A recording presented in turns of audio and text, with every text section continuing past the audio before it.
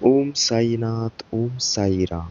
मेरे प्रिय साई भक्तों, सुखी रहते हैं बल्कि आस्तिक लोग ज़्यादा सुखी रहते हैं।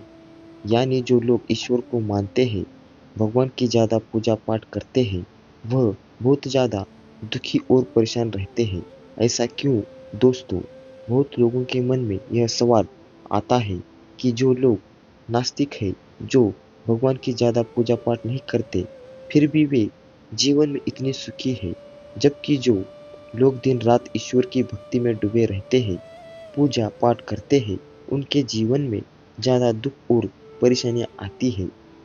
आखिर ऐसा क्यों? क्या भगवान अपने भक्तों के जीवन में इसलिए समस्या और दुख देते हैं कि वे उनके भक्त हैं? क्या वे अपने भक्तों की परीक्षा लेते हैं? जबकि भक्त भगवान की पूजा इसलिए करता है कि उनके जीवन में आने वाले दुख और तकलीफ कट सके, उन्हें जीवन में सारी सुख मिले। तो इस सवाल का जो जवाब है, वह मैं आपको इस सही संदेश के माध्यम से दूंगा। ऐसा क्यों होता है कि ज़्यादा पूजा पाठ करने वालों लोग ज़्यादा दुख रहते हैं? मेरे प्रिय साई भक्तों, वीडियो बहुत ही खास है, एक दिव्य संदेश है, इसे अंत तक जरूर सुनो। बीच में छोड़कर जाने की भूल मत करो। साई जी का दिव्य संदेश है, तुरंत लाइक कर दो और चैनल को सब्सक्राइब कर लो।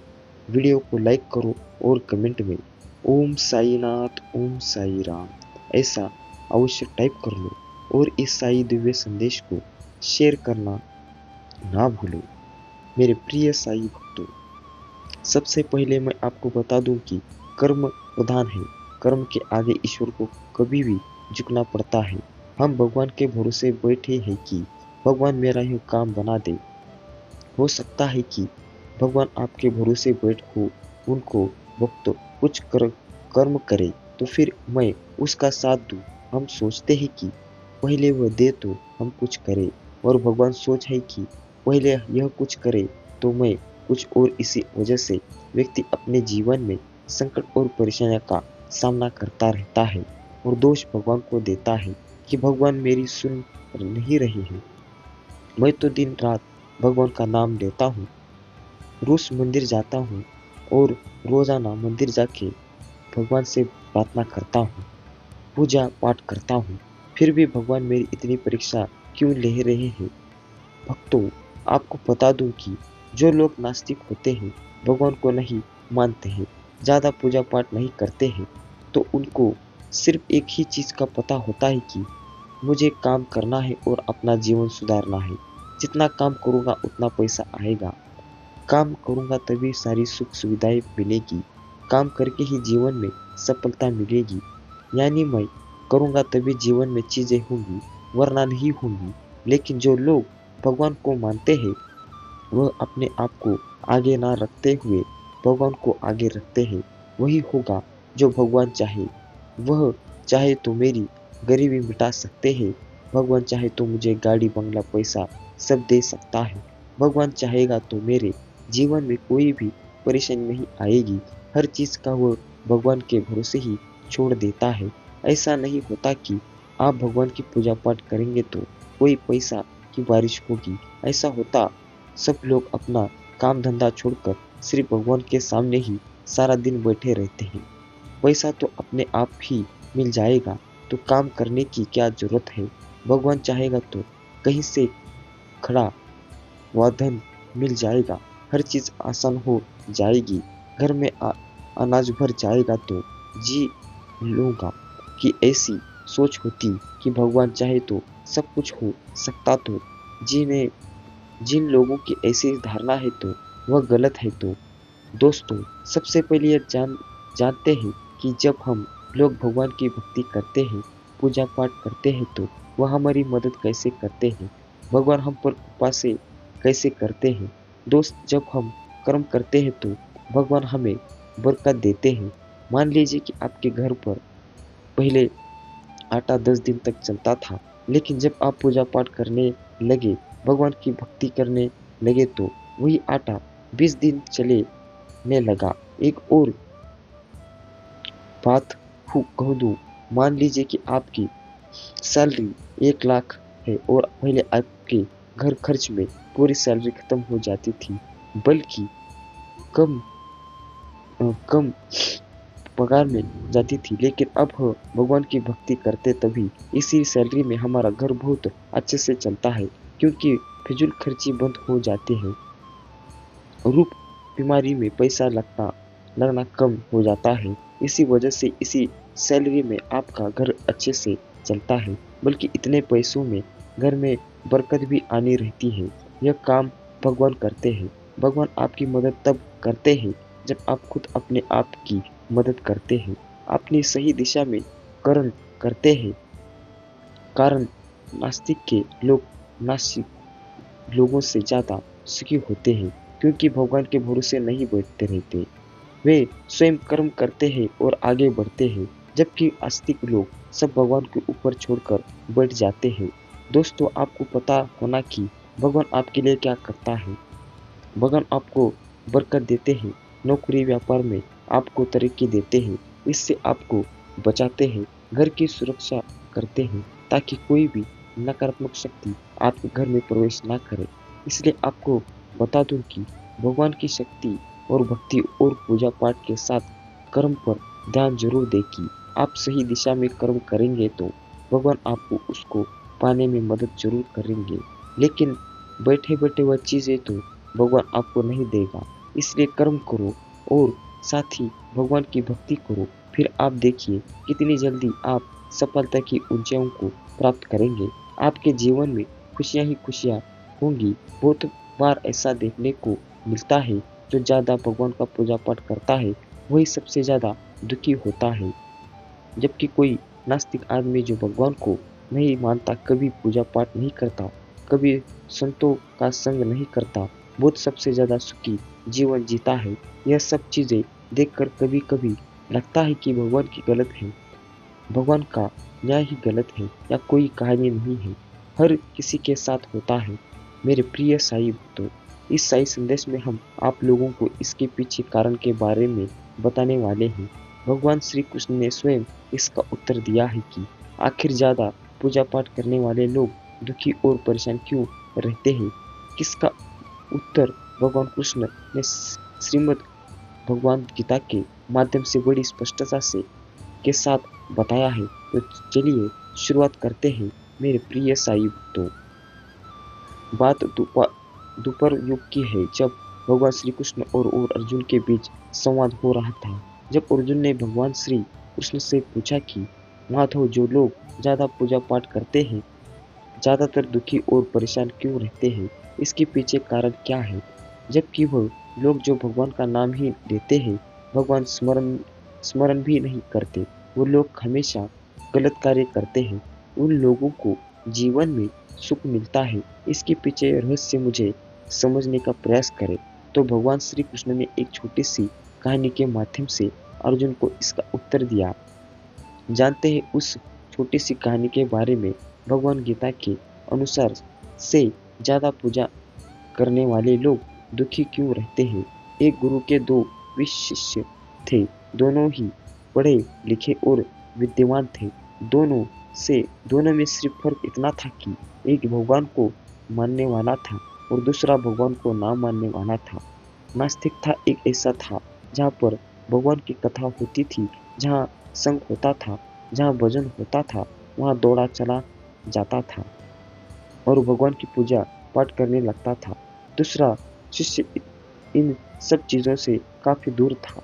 वो शराब पिया करता था, विषय की यहाँ जाता करता था, सारी बुरी आदतें दूसरे विशेष शिष्य में थी। एक दिन क्या हुआ कि जब वो विशेष शिष्य शराब पीकर अनाप शनाप बोलते हुए रास्ते में चलते हुए अपने घर को जा रहा था, अचानक उसको रास्ते में पैसे से भरा एक बैग मिल जाता है। उसकी खुशी का ठिकाना नहीं रहता। बहुत और जोर जोर से चिल्लाते बातें करता, आज मुझे पैसे से भरी बैग मिल गई थी, मेरा जीवन सफल हो गया, इन पैसों से अपने जीवन की आवश्यकताओं की पूर्ति कर लूँगा। वही दूसरा मित्र मंदिर में से भजन करते हुए अपने घर को जा रहा था। अचानक उसके पैर में बड़ी कांटा चुभ जाती है। रक्त निकलने लगता है। ठीक उसी समय दूसरा शिष्य भी वहां पहुंच जाता है और हंसते हुए उसको बोलने लगता है, क्यों तुम ही पुण्य जो सबसे ज्यादा पूजा पाठ करते हो, भगवान का भजन करते हो, क्या किया तुम्हारे भगवान ने मुझे? देखो मैं कभी मंदिर नहीं गया, मैंने कोई अच्छा काम किया है? मैं घर में भगवान का मंदिर भी नहीं है। मैं कभी अपने बारे में सत्यनारायण भगवान की कथा नहीं कराया, भगवान के सामने कभी माथा नहीं टेका। फिर भी मैं कितना संपन्न हूँ, अमीर हूँ, मेरे पास पैसों की कोई कमी नहीं है, सबसे ज्यादा सुखी जीवन में ही जी रहा हूँ। शिष्य को उसके बाद चुभने लगी। उसने मन ही मन भगवान से प्रार्थना किया, यह तो सच बोल रहा है, मैं कितना पूजा पाठ करता हूँ और वह कुछ नहीं करता, फिर भी कितना सुखी है। इतना सोचते हुए वह अपने गुरु के पास चला जाता है और यही प्रश्न गुरु से करता है। गुरु जी मुस्कुराते हुए बोलते हैं, भगवान जो करते हैं अच्छे के लिए करते हैं, जिसकी जैसी योग्यता होती है उसको उसी के अनुसार फल देते हैं। अब तुम्हारे प्रश्नों का उत्तर तुम जानते हो। सुनो, तुमने पिछले जन्म में बहुत पाप किए था, इसलिए तुम्हारी आज आज मौत होने वाली थी। तुम बच गए क्योंकि तुम मंदिर गए थे, तुम भी भगवान की पूजा की थी। यही कारण है कि तुम्हारी मौत ना होकर सिर्फ एक कांटा ही चुभा। अब तुम्हारे मित्र की बात करते हैं। वो पूर्व जन्म में एक संत महापुरुष था, इसलिए उसकी जीवन बदलने वाली थी। करोड़ों की संपत्ति का मालिक बनने वाला था, मगर इस जन्म में उसने कोई भी अच्छा कर्म नहीं किया, इसलिए पूर्व जन्म के फल के अनुसार उसको थोड़े से पैसे मिले, जबकि वह अरबों की संपत्ति का मालिक बनने वाला था। भगवान को दोष देना छोड़ दो, अपने वर्तमान के समय का सदुपयोग करे, भविष्य अपने आप सुधर जाएगा। इस प्रकार उसकी आंखों के पर्दे खुल गए और उसे पूजा पाठ में लग गया। तो यही कारण था, होता है कि जो पूजा पाठ करते हैं वो इतना दुख क्यों रहते हैं। उम्मीद करता हूँ हमारी दी गई जानकारी अच्छी लगी हो तो वीडियो को लाइक जरूर करें और कमेंट में ओम साईनाथ ओम साई राम ऐसा अवश्य टाइप कर ले। अगर आप चैनल में नए हो तो तुरंत चैनल को सब्सक्राइब कर लो। ऐसे नए नए साई दिव्य संदेश आपको हर रोज लाता रहूँगा और इस साई दिव्य संदेश को शेयर करना ना भूलें मेरे प्रिय साई भक्तों, ताकि आने वाली वीडियो सबसे पहले आप तक पहुंच सके। वीडियो से कोई सवाल हो तो हमें कमेंट करके जरूर बताइएगा। साई जी ऐसे तरीके से काम कर रहे हैं जिससे आप देख नहीं सकते, यह विरोध जैसा लग सकता है। सच्चाई यह है कि यह साई जी का हाथ है जो आपके प्रोन्नति के लिए स्थापित कर रहा है। अगर आप सहमत है तो टाइप करें 107 करें। निश्चित और अप्रत्याशित विश्वास के लिए प्रार्थना मेरी बात दोहराइए। साई जी, मैं अपने जीवन के लिए आपका धन्यवाद करता हूँ। मैं जानता हूँ कि आपने मुझे शक्ति से भर दिया है। मुझे पता है कि आपने मेरे लिए दूसरी दुनिया की लड़ाई सक्रिय रूप से जीत लिया है। मुझे पता है आप मुझसे प्यार करते हैं और मैं जहाँ भी जाता हूँ साथ चलता हूँ। हर परिस्थिति में उसे लगातार याद रखने में मेरी मदद करे। मुझे आमतौर पर यह याद रखने में मदद करे कि मैं आप में कौन हूँ और आपने मेरी मदद कैसे की। मुझे अपने जीवन में किसी भी चीज़ से डरने ना दे। मुझे अपने दैनंदिन अस्तित्व में किसी भी बाधा को दूर करने के लिए सुनिश्चित होने दे। मुझे अपनी क्षमताओं और अपने मुझे जो उपहार दिए हैं उन पर भरोसा करने की अनुमति दे। अपने आप को नीचा नहीं दिखाना चाहिए था, कमजोर टोमिया नहीं अपमाना चाहिए था। मेरे प्रिय साई भक्तों, मुझे एहसास है कि मैं खुद को आपका बच्चा मानने का विशेष अधिकार रखता हूँ, क्योंकि आपको मुझ पर भरोसा है। मुझे इस विश्वास को समय के अंत तक जकड़े रहने दे। दान करने के लिए टाइप करें। आप अभी भी भ्रमित है, उन्हें अगली बार जो साई जी आपके और आपके प्रिय जनों के लिए करता है वह बड़ा चमत्कारी और दिमाग बढ़ाने वाला होगा। बदलाव के लिए तैयार हो जाइए, क्योंकि सबसे अच्छा अभी आना बाकी है। मेरे जीवन के लिए, भगवान के प्रयोजन के लिए प्रार्थना। मेरी बात दोहराइए। साईं जी, मुझे खुशी है कि आपने मुझे बनाया है। मेरे पूरे जीवन में आपके स्नेह और बीमा के लिए धन्यवाद। मैं जिस परिवार से आया हूँ, उसके लिए आपका बहुत-बहुत धन्यवाद, और मेरे जीवन में हर एक प्रभाव पड़ा है।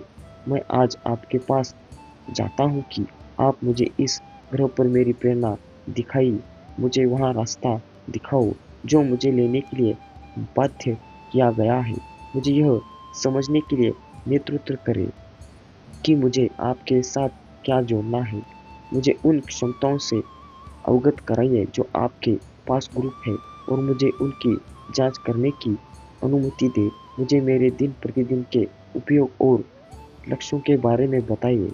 मेरे प्रिय साईं भक्तों, अस्तित्व में दशा और पाठ्यक्रम के लिए साईं जी से अपील करता हूँ, नहीं, आपके स्नेह और देखभाल के बिना प्रबंध नहीं हो सकता। घड़ी की कल की तरह आदर्श निर्णय लेने के लिए मुझे अपनी सुंदरता और अपनी स्वीकृति प्रदान करें। मुझे पता है ऐसे तरीके हैं जो मुझे सही लग सकते हैं, लेकिन दुर्भाग्य में समाप्त हो जाएंगे। उन रास्तों में दूर रहने में मेरी मदद करें। आपकी आवाज़ सुने और उस पर ध्यान देने में मेरी मदद करें। मुझे अपनी आवाज़ और अपने गठन का पालन करने का निर्देश दे। मुझे अपने प्रकाश की ओर ले जाए, और मुझे धुंधली बंद से दूर करे। चौराहे बनाए और हमेशा के लिए मेरी रक्षा करो।